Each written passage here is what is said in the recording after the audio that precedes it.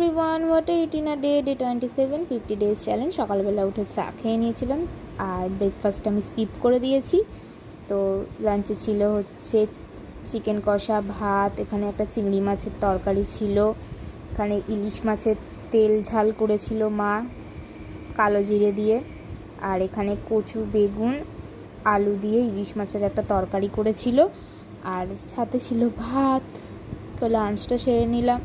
সন্ধ্যের দিকে খুব বৃষ্টিও হচ্ছিল আর কিছু ভালোও লাগছে না, ঘুমিয়েও পড়েছিলাম ভাত খেয়ে।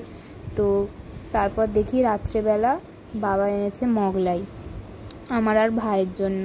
তো আমি এখানে একটা প্লেটে সুন্দর করে ভাইকে সাজিয়ে দিচ্ছিলাম, আগে ওকেই দিলাম। তো ওকে আমি সেজন্য বললাম যে আমি মানে তোকে দিচ্ছি আর তুই ভিডিওটা কর। তো এরকম ফোনটাও ধরে, তো আর কি, রাত্রেবেলা মোগলাই দিয়ে ডিনারটা সেরে নিলাম। ভালো লাগলে ভিডিওটা লাইক করে দিও। বাই।